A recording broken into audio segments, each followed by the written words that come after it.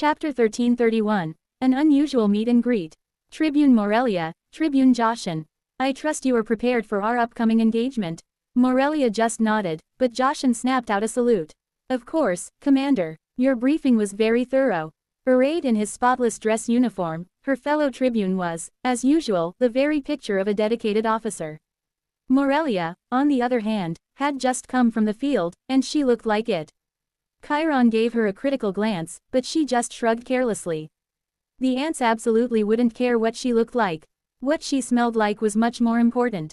Judging from the faint whiff in the air, Joshin was wearing some form of scent, and she couldn't help but wonder what the ants' reaction might be when they detected it. For her part, the commander was, as always, wearing her armor, fully armed, her helmet tucked under one arm and glaring. In truth, it was difficult to say she was glaring, since that was her usual look. Morelia had only seen the commander angry a few times, but on those occasions, her normally severe expression turned positively thunderous. Right now, the commander was definitely tense. The Legion had given approval for them to work with the ants during their assault on the 5th, but critically, the colony itself had to approve. It had been surprisingly easy to arrange a meeting, but they'd been made to wait until they were to speak to someone with the authority to agree to their participation. Now, it was time for the meeting to take place, and they were about to depart from the Legion camp, which had already begun being struck. As Chiron stepped outside, Morelia and Joshin fell into position behind her, matching her stride and staring straight ahead, even as they scanned their surroundings. Alongside them, 20 fully armored legionaries were arrayed, stomping in unison as their magically enhanced abyssal plate boosted their physical strength. Not far outside their camp, they found a gathering of ants, no more than a dozen, which was unusual. This deep in the dungeon, the ants usually moved in groups of several hundred. Morelia had seen their patrols with her own eyes, swarms of ants who moved as if they had a single mind. No words were exchanged, the ants simply turned and began to walk, matching pace with the Legion as they traveled. It wasn't hard to interpret their intention: follow us. After eyeing the commander, who gave a subtle hand gesture, the soldiers and officers fell in line, walking at a brisk pace, weapons drawn and ready for battle at any moment. It was the only intelligent way to move this deep into the dungeon. Although there hadn't been any spawns expected along this path, it never hurt to be cautious. Even dungeon seers could be wrong. They were headed towards the entrance to the 5th, of course, and as they approached, Morelia was shocked by the continued transformation of the area. When last she'd been here, the colony had been busy molding it into the staging ground of the invasion, a process that had only continued. It was enormous. Part fortress, part nest, part supply depot, part industrial manufactory. The number of ants was staggering, and the stream of traffic leading to the massive rampway that likely ran to the heart of the mountain above, and its gates, was eye-boggling. The ants were packed together so thickly they looked like merchant carts packed on the road in front of an inspection point, except the ants were actually moving. Tens of thousands of them going up or down at any time in a constant stream. Fortunately, they weren't required to step right into the heart of the fortress, something even Morelia felt uncomfortable about while traveling with so many of her fellow legionnaires. The ants, leading them, came to a halt, and so did they. Shortly after, they were approached by a much larger group of ants. Several thousand, in fact. The tension among her fellow soldiers ratcheted up significantly, but the commander showed no change in demeanor, merely watching it all take place with a critical eye. Solent was there, in the heart of the formation, the little general instantly recognizable from her diminutive size and the scale of her presence. Morelia understood why they were being so careful. This was the general charged with managing the entire campaign. Of course they would be reluctant to risk her. The two groups were still separated by over 100 meters when Solent and her entourage came to a stop. Not an overwhelming display of trust, but sensible on the part of both sides. The legionaries were tense, she could see it amongst the ranks, and no doubt the ants felt the same way, though there was very little to give away how they were feeling. Both sides stood still, waiting, though for what she wasn't sure. From behind the ants, a human came running, an enormous young man with a similarly large axe strapped to his back. "Sorry," he called as he came to a stop beside Solent. "I mistimed my sleep." Commander Chiron frowned severely, and Morelia felt compelled to step forward and whisper in her ear. "It's culturally important to the ants to get enough sleep.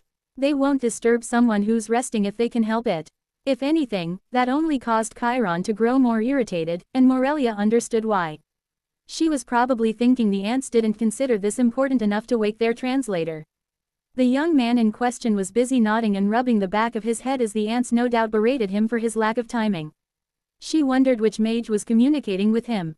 After a minute, he stepped a little closer to the Legion and executed an awkward bow. "Hi, I'm Jern. I've been asked to translate for you. I'll pass your words on to Solent. So you can say what you want." He was clearly uncomfortable having so many eyes on him. "You'll pass on my words?" Chiron asked him. "How? You don't look like a mage to me. I can talk using scent, like the ants do, thanks to my class." Chiron's eyes narrowed, doubtlessly curious about exactly what class this was. He didn't look like one of the ant priests, that was for sure. "Very well, let the general and I talk." Chapter 1332, An Unlikely Alliance. "Can I ask how progress is going in the 5th stratum? The Legion is quite familiar with just how temperamental it can be," Chiron stated. There was only the slightest pause before Jern replied. He must have been passing on the commander's words as she spoke them. "You may not. That information is only for those who are part of the expedition." Meaning, if they wanted to know, then they would have to commit their support for the invasion. Not an unexpected reply. "I don't want to waste words," Chiron stated evenly. "I know that there have been difficulties down there. The knowledge of the Legion would be invaluable to you, as would our participation. Knowledge has no value when there is no trust.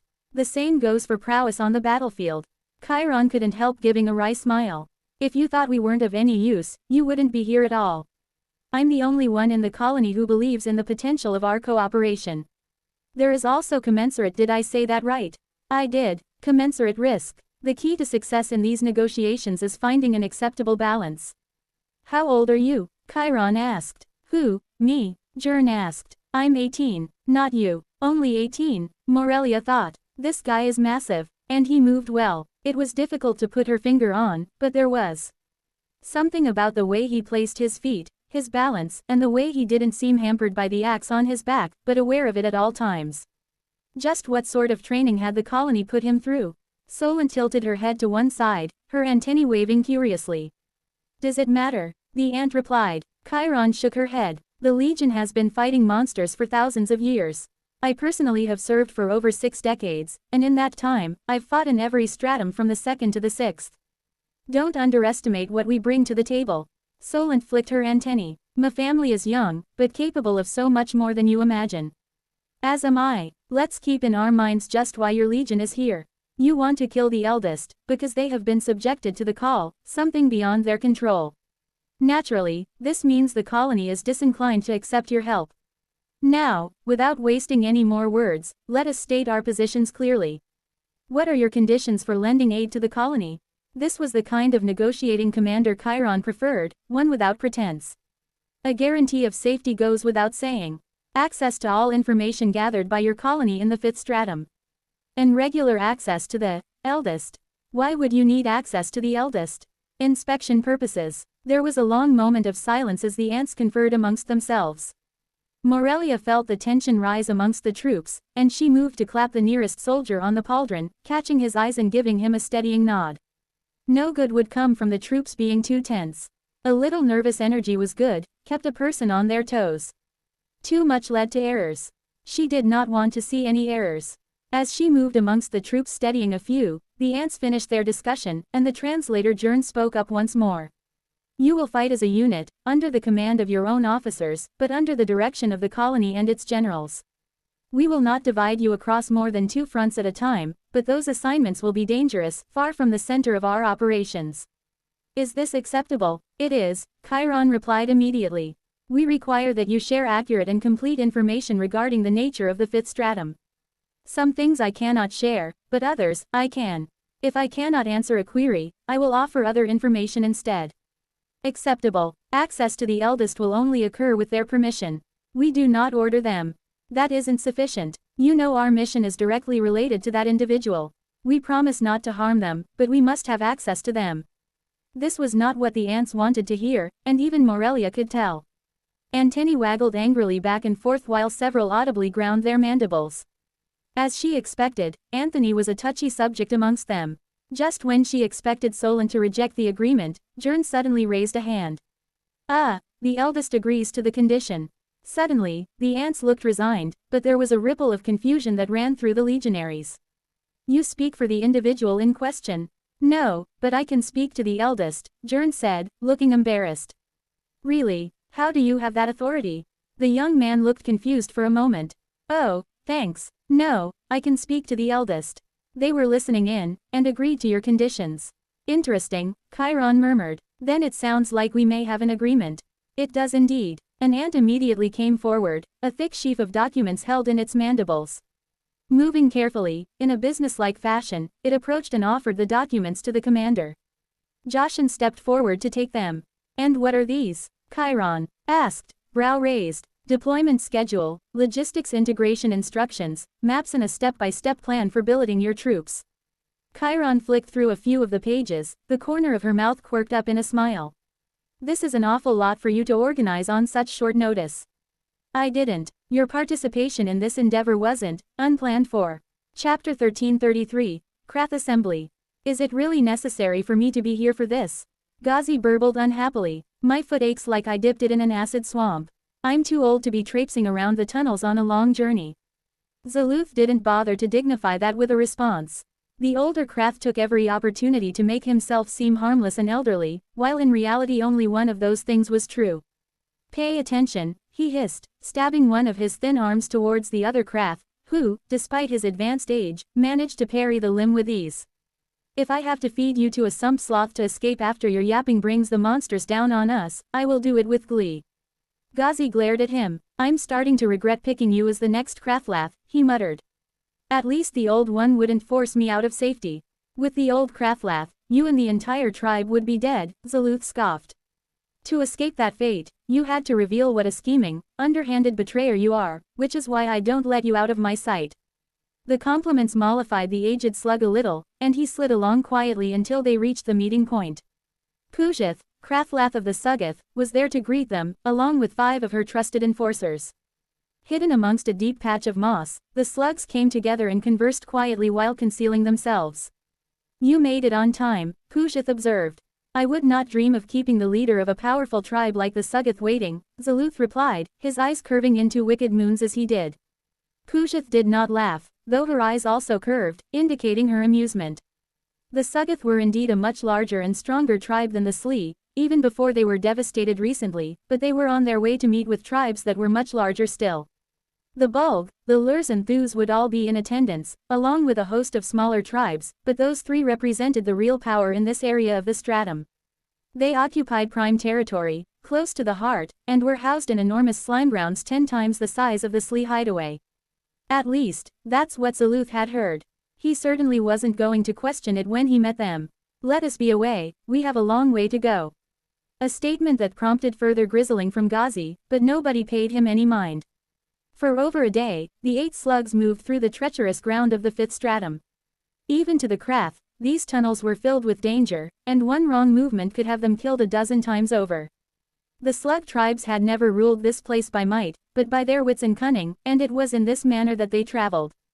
Punishingly narrow and concealed cracks in the walls were used as resting places, or shortcuts from one tunnel to another.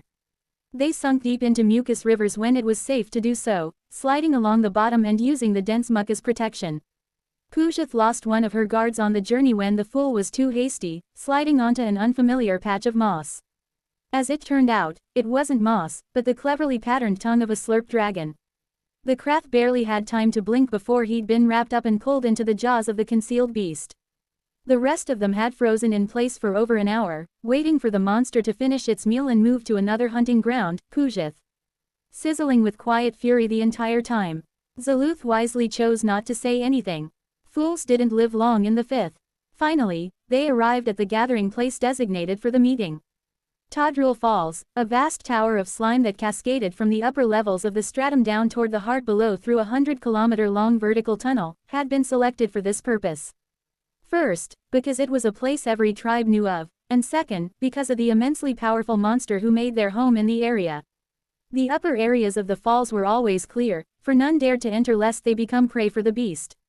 Zaluth, Kujith and the others squished themselves almost completely flat as they crept toward the entrance to the falls.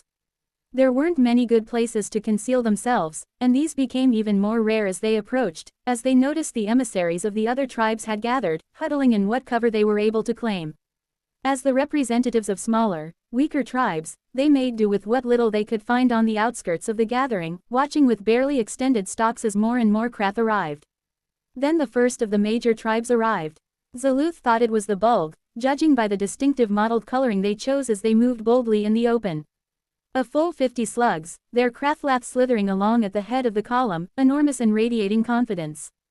The other tribes pulled away as the Bulg marched through to take pride of place right at the entrance to the falls, but before they could become settled, the other great tribes arrived as well. Tensions ratcheted up as the Thus and Lurs made their appearance. They also had brought dozens of slugs, who looked down on the huddling leaders of the minor tribes with open contempt. Zaluth sizzled with quiet fury, but knew there was nothing he could do about it. He would need to be subtle, and get the great tribes on his side, if he wanted to achieve his goals. After all, they needed him. No other slug had more information on the invasion than he did. As the major tribes openly feuded for better positioning at the edge of the falls, the other leaders crept forward. It was time for the gathering to begin. Chapter 1334. Strategy of the Slugs. Zaluth was instinctively uncomfortable, and judging by the body language and expressions of his fellow Krath, they felt the same way. Of all the dangers in the fifth, there were none more deadly than the slug tribes, even to each other, and as long as he had lived, Zaluth had never seen so many different tribes gathered in one place. It was almost unnatural, but the circumstances demanded that the tribes do something they very rarely did, put aside their enmity and fight together against a common foe. Scouts from 5 different tribes have confirmed the invasion, stated Ulys, Krathlath of the Bulg tribe. Even the most suspicious among us has to concede that the assault on our stratum is real. The leaders of the major tribes stood together, though not too close to each other, right at the edge of the falls. Behind them, the enormous stream of mucus, oozing its way down in freefall at several dozen meters per minute, made for an impressive sight. Arrayed in a loose semicircle in front of them, the rest of the representatives looked up at their betters, listening intently but seething internally. "I want to hear from those tribes," burbled the leader of the Lurs, a truly corpulent slug named Mulzos. Despite his size and advanced age, there was something about him that spoke of immense power. The acid that boiled in his flesh must have been truly potent, Zaluth mused. "Bring them forward," the third major tribe leader, Chost of the Thus, agreed. She stood out amongst the 3 leaders, being the youngest and smallest. Despite this, she had already built a fearsome reputation for ruthlessness and violence that had rippled through the gathered leaders the moment she had arrived. "Try not to die," Ghazi whispered as Zaluth began to make his way forward. "You'll die if I do," Zaluth whispered back, "I have a deal with Pujith." Only then did Ghazi realize that 2 of the surviving Sugath guards had sidled up on either side of him. A thunderous expression came over the old slug, and Zaluth knew the traitor had been hoping he'd perish in this gathering. Perhaps he'd even hoped to tip the balance by calling out just the wrong words at just the wrong moment. Pleased to have outwitted the old slug, Zaluth chuckled to himself as he moved to the front, Pujith slithering along with him.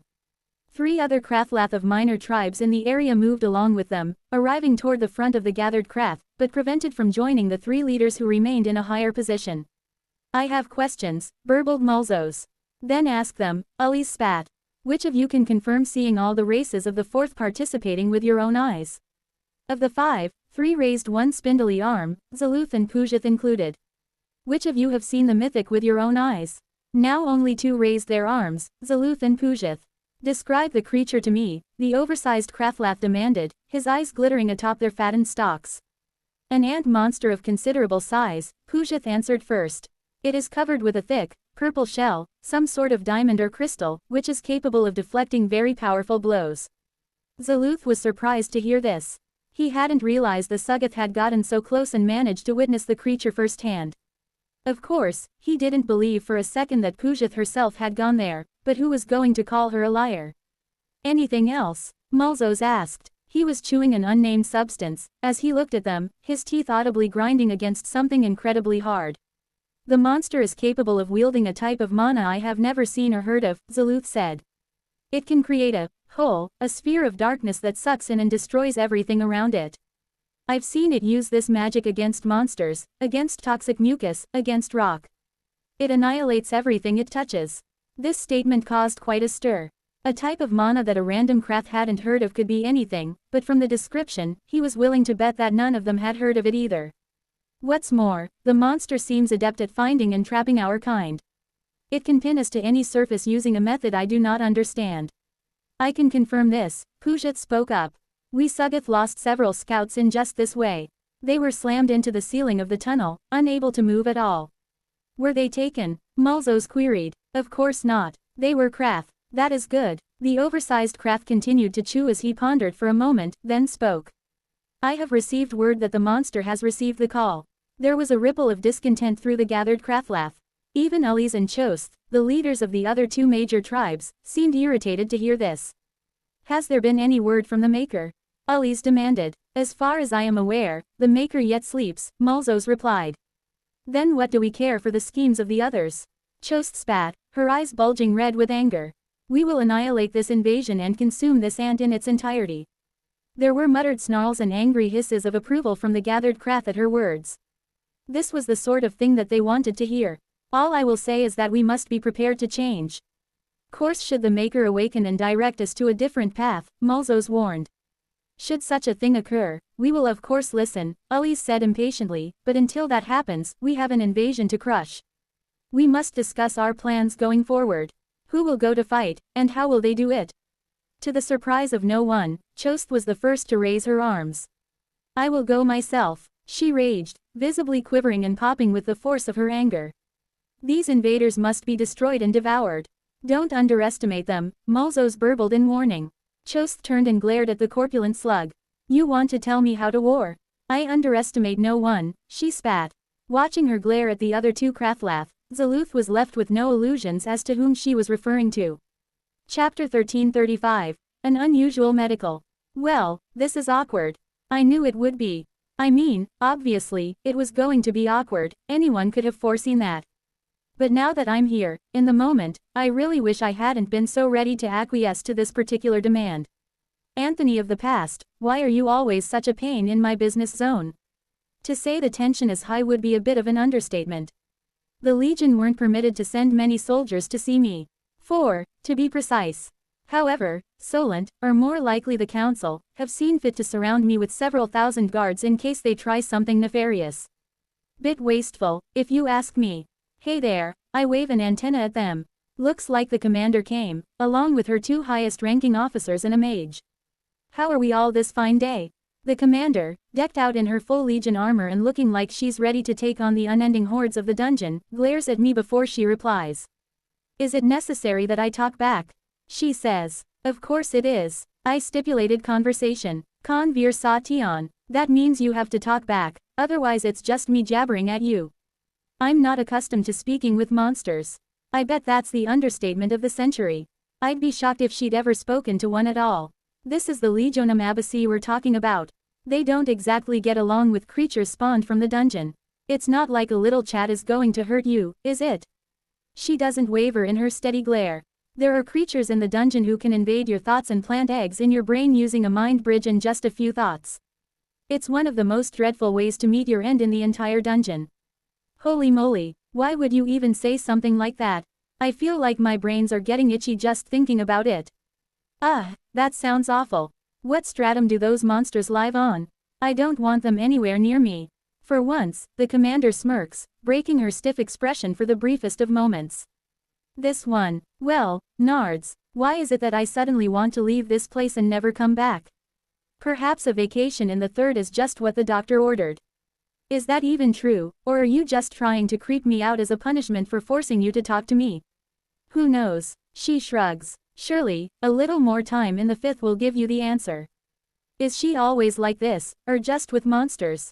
I say, turning toward the two tribunes, giving me an excuse to bring Morelia into the conversation. I've instructed them not to reply to you. I'll be the only one you can engage with your prattling, the commander tells me. How rude. Although, so, you're saying they have to stand there, are forced to listen to me, but aren't allowed to reply. That's correct. Oh ho. Well now. Well. Hey there, bud, how are you? I say, prodding an antenna toward the male tribune. I hate to tell you this, but you absolutely stink. Ants have incredibly fine senses of smell, surely you're aware, and I have super sensitive antennae. Being frank, you smell like dead plants and whale vomit. If I were you, I'd run to find a bath or something to get rid of the stench immediately. Sadly for you, There's no choice but to stand here, surrounded by several thousand ants who all think you stink. I point at a nearby soldier. See how she's standing a few steps further away from you than that one over there is from the commander. It's the stink. Your stink. You smell so bad you're making an ant compromise on their duty. I cannot tell you just how rare a thing that is. It's like you smell so bad that water ran uphill just to get away from you. Now, is it true that he smells like perfume? Yes. Is it offensively strong? Also yes. Is it as bad as I'm making out? No, but it's funny to watch him squirm. This guy is getting progressively more uncomfortable as time passes, and his eyes have started tracking the ants around him against his will, as if wanting to see if they really are avoiding him. Gway hey, are you quite finished? The commander demands, irritated. I could literally do this all day. I couldn't. Can we be done with our business so that I can go kill some dungeon spawn? She rolls her shoulders. I feel as if I need to work out some tension. Can't imagine why. Alright then, I'll let you off the hook easy today. What do you need? Our mage will simply need to approach you. They won't examine your core, but they will be able to use their skills to glean information about you. Some sort of dungeon seer nonsense. Fair enough, let's get this done. The Legion mage, to his credit, doesn't appear nervous at all, striding towards me with confidence. The ants are extremely tense in this moment, but as far as I can tell, nothing really happens. The guy walks up, holds out a hand and closes his eyes for 10 seconds, then nods, turns around and walks away. I wasn't able to detect anything happening at all, not a whiff of mana or energy in any form. That's it? I ask, a little surprised. That's it, the commander confirms. Now if you'll excuse us, we will head to our designated tunnel and start fighting. Hey, good for you. Hope it all goes well. She cuts off the contact with what I can only describe as an unnecessary amount of force before turning away and marching off with her fellow soldiers in tow. I'm not exactly sure what I expected, but I don't think that was it. Still, to get the Legion in here helping with the assault, it's a small price to pay. They might not contribute as much as they could if they really wanted to, but having a couple of tunnels locked down by the premier fighting force in the dungeon brings me a little peace of mind. Even if they are here to kill me. Chapter 1336, Rising once again. What do you estimate to be the level of fortress completion? Solent asked softly, her eyes fixated on the maps and models laid out before her. It's almost impossible to give an accurate figure, Tungstand groused. We've never done anything in such a piecemeal fashion as this. Some parts are nearly complete, while others haven't been started. That's why I asked for an estimate. The carver paused for a moment to gather her scattered thoughts. She wasn't used to working in this manner, and the pressure was enormous. The colony had invested an enormous wealth of resources in this endeavor, and she had never before been so painfully aware of the risks. Combined with a lack of torpor that had her looking over her shoulder, and she was getting irritable. At least Solent was always calm and patient, which at times was an irritant in and of itself. 20%, she said finally. Of all the components, the channels, tanks and platforms are probably the furthest along, but foundations, reinforcement and the outer walls are woefully behind. There's almost no chance we can finish according to the schedule. I completely agree, Solent nodded, not taking her eyes off her precious models. There will be a new timetable issued within the hour. Our deadline has been pushed back a week, which should give everyone time to catch up on their torpor. A week, Tungstand said, shocked. Why a week? The vents had slowed them down tremendously, but they hadn't lost that much time, had they? Solent clacked her mandibles softly. You keep telling me that this is the most complex and ambitious construction project the colony has ever undertaken. Am I right? Yes, because it is. Not just in scale or complexity, but the manner of construction as well. We cannot allow there to be any errors, not one, in the final fortress.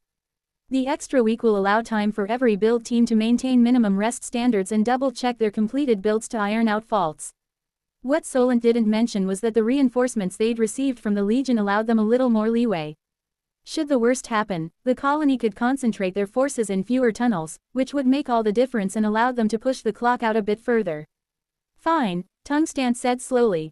I'll let the teams know. I appreciate your time, Senior, Solent said, finally turning her head. Make sure you get some rest as well. I will. That would be one less thing she had to worry about, at least. As Tungstand moved out of the command post, Leonidant, the trusted scout of Solent's 20, moved to her side. You aren't going to tell her? She asked quietly. What would be the point? Solent replied. We have accounted for the changes in the updated schedule. Let Tungstand focus on what she does best, coordinating and managing the build teams. We will handle the rest. As she was speaking, a scout rushed into the room, exchanged a few words with one of the generals, then ran back out, returning to her post. Solent waited patiently, still watching her models and maps, trying to see the reality that lay behind the markers, numbers and indicators scrawled on everything in front of her. Seasoned approached a few moments later. Readings from the deep finders just came in, she reported. Solent clacked her mandibles thoughtfully.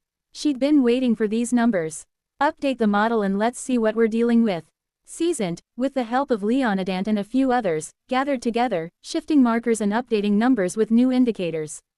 When they were done, all the ants moved away and allowed the little general to lean forward, taking it all in at a glance. Sooner than expected, was all she said. If the mana is starting to rise already, will our timetable still hold? I know you said the carvers can take it a little easier, but can we still afford that luxury? Seasoned worried. Having rested and confident build teams is not a luxury, but a necessity, Solent corrected her. In her head, one scenario after another flashed by, taking into account this new data. She weighed and measured, trying to find the right way through the myriad of possibilities. The mana was rising, and sooner than expected. There was still time before the wave, but it was coming, sure as the queen was hunting her own food. More and more, the delay caused by the vents was coming back to bite them. The Krath would organize soon. She had estimated they would begin to escalate their attacks over the next few days. One small blessing, the slugs had proven to be less organized than she had accounted for, but it wouldn't last for long. With the rising wave, that meant things were going to get very tight towards the final stages of construction. So long as the fortress was completed before the wave arrived, the first stage of the invasion would be a complete success. If not, they would abandon everything and retreat to the fourth. It would be the single greatest loss of material the colony had ever suffered. Not only that, the Krath would not be caught unawares a second time, making any future invasion much more difficult. They had to succeed. They had to. Solent would do anything to win, that was why she had been chosen for this role. They were going to win. No matter the cost. Chapter 1337. Kicking into full gear.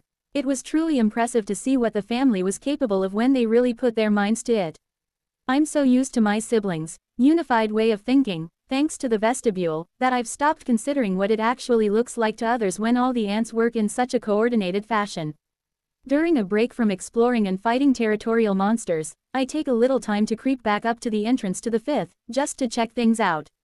I have to say, I like what they've done with the place.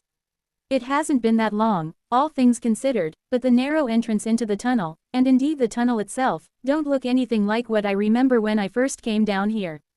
In fact, it couldn't be more different. The entrance has been widened and the engineers have been busy working on it.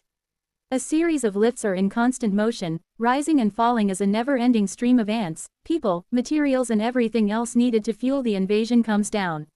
I can only imagine the shenanigans going on above in the fourth to maintain this flow.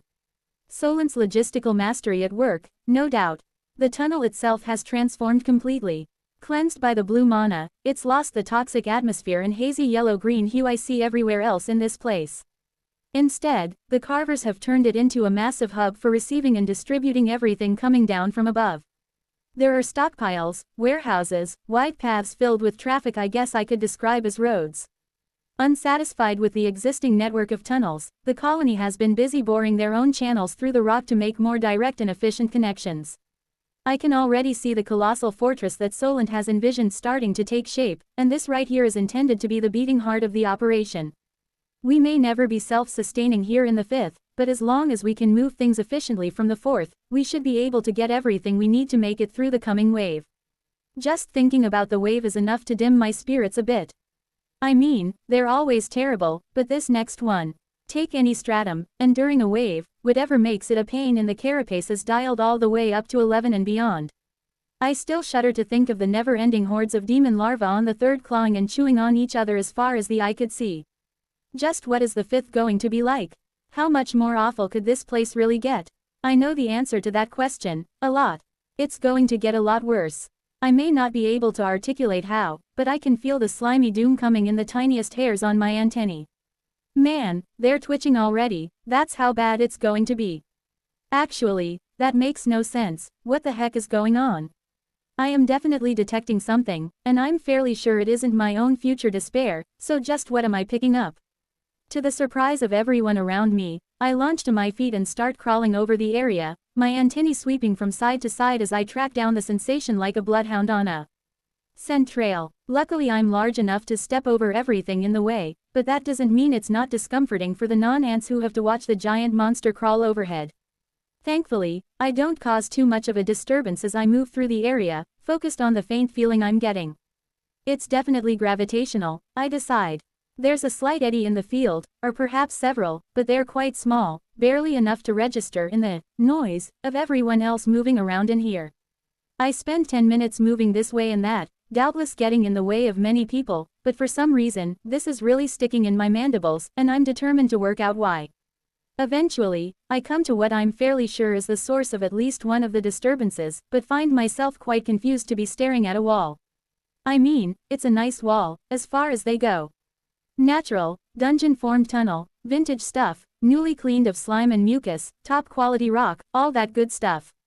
So why in the heck am I getting vibrations coming from it? The wave hasn't started, so there shouldn't be monsters forming in there, so what exactly is going on? That's when I notice the very slight hole, little more than a crack, and I lean closer to investigate. Yes, there's definitely a cavity of some sort behind this wall, though it isn't very big. I don't suppose it'll cause much of an issue, so I shrug and engage my mandibles, tearing chunks of stone away to reveal the little hidden pocket, and the monsters tucked away inside. Aha! A sneaky little spawn point must have formed in there, but what have we got here? There's roughly a dozen of them, bigger than demon larvae, possibly the size of ant hatchlings, and they are aggressively red, glaring up at me with fluid-adjacent eyes and limbs. With little to no warning, they throw themselves at me and I rear back, instinctively unleashing a barrage of fire magic that evaporates the little creatures. You have slain level 1 Vasrubrum. You have gained XP. Excuse me, the eldest is sleeping now, which is only right. They will wake eventually, of course they will, but hopefully, by that time, we will not need them to achieve the work. If all goes well, we will complete our objective without having to disturb the eldest at all. My only regret is that I will not get the chance to share the triumph of my greatest campaign. From the personal notes of Solent. We've got weird monsters popping up in the tunnels. I roar as I burst into the command post. I know, Solent says, unperturbed by the sudden outburst. You were not the first to find them, though you were close. How long ago did you find out? And who could have possibly been faster than me? I tracked them down using tiny eddies of gravity, for goodness sake. 1 minute, Solent replies. A minute. Vibrant was the first to arrive with the news. Vibrant. Hi. I turned to see the tier 7 speed soldier hopping on the spot excitedly from one leg to another. I'm still a little surprised to see that she isn't larger than I am, but holy moly is she looking sleek. This is an ant designed for a single purpose, to go fast. How are you, Vibrant? I'm great, Senior. Things are going well above, so I thought it was about time I came down here to help out. It's been going well so far. It's a shame I'm not allowed to run through the yucky stuff, but there's enough blue for me to run in now, so that's okay. It's kind of fascinating to see the physical modifications she's gone through in order to facilitate her need to go faster. I can tell that she's a lot lighter than I would expect. I think she reforged her carapace into a tough but lightweight substance in her last evolution. Her legs are the other area that's undergone massive change. Her legs are much thicker than mine even, and in particular, the joints where they connect to her body are enormously bulky. Not just to run fast, I surmise. To turn and maneuver at that speed, she needs to be able to absorb absolutely ridiculous amounts of force. Make sure you're careful, I sigh, resigned to her hijinks at this point. It's extremely dangerous down here, and you can run into trouble very, very fast. I know that, Senior. She pipes. That's why I keep making it so I can think faster. It takes a lot of energy, but the micro naps really help. I forgot that she sleeps between words in order to facilitate something approaching normal speech. Not wanting to get distracted, I turn back to Solent, intent on getting answers. It doesn't bother Vibrant at all. Seconds later, I hear an excited, crin, as some tentacles start appearing from the shadows, sending Vibrant to hopping again. I'm sure they'll have a good chat. Did you know that monsters would spawn in the cleansed tunnels? I demand. You thought they wouldn't? Solent asks, calm as ever. I want to thwack her for answering a question with a question, but deep down, I kind of did think they wouldn't spawn. Or, if they did, then they'd be toxic monsters who would be instantly melted by the clean mana. Does it count as monsters spawning if they evaporate a second later?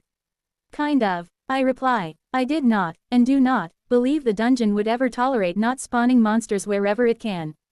They were always going to appear in the cleansed tunnels, that's why we have a patrol schedule. It's not that the monsters were spawning so much, but that they were different. They weren't toxic, they could survive in the blue mana. What's going on there? This is the real question. Is the dungeon already switching gears and starting to spit out different monsters in the places we've cleaned out? That seems like a short span of time for the dungeon to adapt to a change in environment in such a small area. And I swear to goodness, if Solent answers with a question, she is going to get such a thwack. I don't know, she replies simply. I only found out it was happening 2 minutes ago, she states, rather fairly, so I don't have any answers. The mages and dungeon seer specialists will look into it. We may even contact Brilliant, since this is the sort of thing she likes to investigate, but for now we can only guess as to why a different breed of monster is appearing in our tunnels. Well, that's totally reasonable, but doesn't really do anything to feed this hankering I have for answers. Any chance you could share some speculation with me? I don't care if it doesn't turn out to be right, I just want someone else to bounce ideas off. Solent clacks her mandibles. I am rather busy, thanks, I appreciate it. So, are these even new monsters, or are they the original monsters, but just non-goopified versions? Or are they the monsters that were spawning here before the place was toxified? Wouldn't that mean these creatures haven't been seen in the dungeon for thousands of years? That's crazy. These are all viable theories, Solent says, impatient for me to go away and do something else, but we can't know. Perhaps you could learn something by consuming the biomass of these creatures and letting us know what you find. Consume the biomass? I ask, puzzled. Presumably they aren't toxic, so why couldn't you eat them? I didn't even think of that. That's a great idea, Solent. I'm going to investigate. We do need you to take on that snake. Damn it, I guess my eating spree will have to wait a bit. It shouldn't be too much of an issue, I'll pop down, take out the giant slime snake, and be back in time for breakfast. A breakfast of unknown, mysterious dungeon spawn. Gway 1339. The problem with trying to get my mandibles on these newly spawning monsters, is that they're rare and only just beginning to appear in these tunnels. There are plenty of areas within the safe zone where they aren't appearing yet, and when they do pop up, the colony is, of course, dealing with the problem as soon as they can. What this means is that, even though I go looking for some monsters to chomp on, I can't find any. Though I search high and low, every time I think I've come across something to chomp on, the colony has already swept in and dealt with the matter. This level of efficiency is good, I suppose, but now I have nothing to do except go and fight this stupid snake. Lousy colony, being all super good at doing stuff all the time. All I can do is sigh, give my antennae a clean and head off to let Solent know I'm on the way. She gives me a nod, but I can tell she was already aware it was going to end up like this. No at all. My suspicions are confirmed when I reach the lower levels of the safe zone to find a medical team and a large battalion of ants ready to hold the line should the snake try and make it up into our territory. Hey, if the monster wants to ram itself headfirst into the purified mana, then I'm all for it, though I suppose we'd want to minimize the damage a creature this size would inflict should it get in there, even for a few moments. With a final wave of the antennae to the waiting ants, I head out into the toxic mana, making my way toward the vertical shaft I'd found previously. Things are much as I remember them from last time, with the exception of the centipedes. Cursed creatures. They are, blessedly, still nowhere to be found, not having returned since my last visit. Now that I'm here, I enter stealth mode, as much as a monster of my size can. I pull my mana in close and tight, sticking to the walls of the shaft and keeping to the shadows wherever I can, and all the while, my senses stay sharp and on the lookout for goop snake. To my surprise, I find it doing pretty much the same thing as it was the last time I was here, lazily coiled about itself, basking in the slime and thick mana pooling at the bottom of the junction. I have to be careful, since fighting while on a vertical surface isn't exactly my strong suit anymore. My grip has been improving bit by bit, but it's proving difficult to keep pace with my size. I might have to make my claws mutable in my next evolution, so I can be as mobile on odd surfaces as an ant should be. Though, I'm probably going to become pretty darn huge after my next evolution. I'm already larger than a bus, I'm like a full-on truck. After the next one, I'm running out of vehicles to compare myself to. Do I have to upgrade to buildings? If I keep evolving, am I going to get to the point I could look King Kong in the eye? Best not to think about it. Instead, I'll focus on my opponent for the day, this slippery, slime-coated, snake. Now that I look more carefully, it really is a rather large monster. Its body isn't as wide as I am, but it's so much longer that it probably outweighs me 2 to 1, even with my gravity-compressed diamond. That's a heck of a lot of biomass, which nobody is going to be able to eat, such a shame. This snake must have massive amounts of might. Getting grabbed by it will spell near instant doom, so I'll need to be careful. Not to mention the slime coating that covers the creature. Doubtless it's just as toxic as everything else around here, and probably helps it move quickly, now that I think about it. Strong and speedy, that's the impression I get from this foe. Not to toot my own horn, but I've gotten pretty good at evaluating these big, territorial monsters after my recent experiences. The key is to make a careful examination of them before the fight to try and determine their strengths and weaknesses. The choices buried within the evolution system are endless, so it's impossible to say exactly how a particular monster might function, but judging their general strategy isn't that hard. Looking at this snake, my guess is that it uses that long body and slime mutation to move quickly and bind its foe, squeezing them and letting its toxins go to work. Nasty. To minimize the chances of that happening, I maintain a safe distance, doing everything I can to conceal my presence, and begin to work on a gravity bomb. This far from the colony, I'm able to deploy a pretty strong one, even if I can't go all out. With any luck, it'll severely damage the snake and allow me to handle the rest of the fight with relative ease. Launching one from here, stuck to a vertical surface without any cover, is a recipe for self-squishing, however, so I take a little time to dig out a discreet little hidey hole in the wall. Once I fire off the bomb, I can duck inside and dig in. Genius. Actually thinking ahead for a change. Who would have ever thought that would be the case? Not me. When the bomb is prepared, I open my mandibles and let it rip, empowering the spell as I do so. As usual, the devastating magic rips into existence, sucking in the air and stirring up a terrifying wind as it flies towards its target.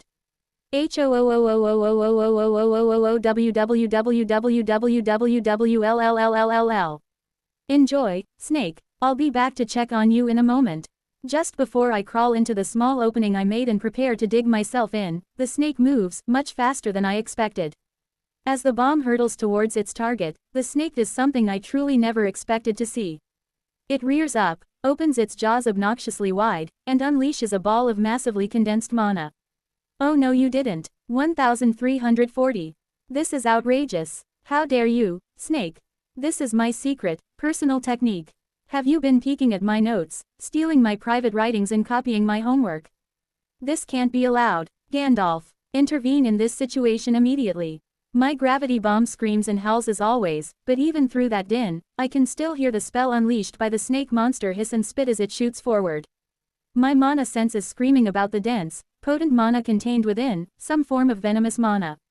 It doesn't feel the same as the fifth's native energy, this is something different entirely, though likely just as deadly. The two energies collide and I belatedly leap into my hidey hole, digging in my claws and sticking my head out over the edge to watch what happens. The gravity bomb expands, turning into a whirling vortex of inescapable doom. Just the sort of thing I wanted to see. Your bomb is a cheap imitation, snake. How dare you try and copy my technique? However, even though I know my spell is overpowering the other, I can still see it. I don't even need my mana sense to tell what's happening, I can see it with my own eyes. The black hole I've created is flecked through with that potent venom. Every now and again, it splashes out in bursts and arcs like coronal ejections from the sun. That lousy venom is eating my gravity mana. The two energies are busy canceling each other out, but the gravity bomb is stronger, much stronger. Despite its own spell, the den of the snake is far from unaffected by the magic. Slime is getting ripped into the air, stones are crumbling, the walls of the tunnel shaft are cracking, chunks breaking off and falling into the void. But the venomous properties of that slimy toothpick's mana are eating away more of the bomb than I'd like, weakening it quickly. When the black hole finally sputters out and fades away, the snake remains, unhurt, glaring up at me. I glare right back. You think you have the right to feel upset just because I launched a devastating and deadly spell at you out of the blue with no warning? Nonsense. I'm the one who has a legitimate grievance. Well, honestly, now that I think about it more closely, the gravity bomb technique isn't all that secret. I learned super early on that it was possible to compress mana, and I killed a monster by shooting a ball of plain, unchanged mana at it. Not long after, I got access to gravity mana and naturally used that to perform the technique from that point forward, since gravity mana works super well with it. But, you could make a bomb out of any type of mana, and it's not like it's complex to do it. You just take a massive amount of mana and cram it into as small a ball as you can, then launch it. Honestly, I wonder why more people don't use it. A wave of all of my near-death experiences caused by the gravity bomb flashes through my head in an instant. Ah, that's probably why. Also, even if it isn't complicated, it is hard. Condensing mana to the extent necessary to create a bomb requires dedicated skills and is mentally taxing, putting it mildly. Not to mention, using regular spell forms is probably 10 times more efficient. Anyways, stupid snake, it's still down there, staring up at me, menacingly. Deadly venom drips from its massive fangs as it shifts its body slowly. Is it priming for a leap? I tense. Instead of springing forward, I feel a powerful surge of mana as dozens of bolts begin to form in the air. The snake hisses as they surge forward, flying toward me at dizzying speed. You're actually a mage snake. You'd go this far just to defy my expectations. I snap a barrier into place, more than enough to block such weak attacks, only to double take when the venomous mana starts to eat through the shields. Anti-mana mana. That's cheating, surely. I refuse to accept this. My brains kick into gear. Leveraging my constructs and skills, I push them hard and begin weaving mana like a master weaver with 100 arms making 24 rugs. More shields spring into existence as bolt after bolt of blue flame is launched down towards the lousy serpent. You want to throw bolts? I can throw bolts just as well as you. Better, even. Unsurprisingly, the slime coating over the snake snuffs out the flames quite easily, but I suspect with enough heat it'll eventually be burned away. For its part, the monster isn't all that pleased by my attack, and though it doesn't defend itself, it redoubles its efforts, adding spears of condensed venom to fire at me alongside the bolts. These spears punch into my shields with tremendous force before splattering and dissolving them in moments, forcing me to make more and more. The two of us have fairly comparable cores, so in a battle of mana, we're likely to come out even, depending on who has the better organs and mutations. In that sense, using regular mana isn't to my advantage. It's probably drawing from an organ, or network of organs, to produce this venom mana, whereas I'm working with energy from my core. I'm way more efficient when using gravity mana anyways. I cast away my blue fire bolts and dedicate those mines to drawing out and weaving the dense, potent energy contained in my gravitational mana gland. It isn't cheap to cast gravity spells, and I only know the one, but we'll see how well this lousy snake likes being crushed under the might of an empowered well.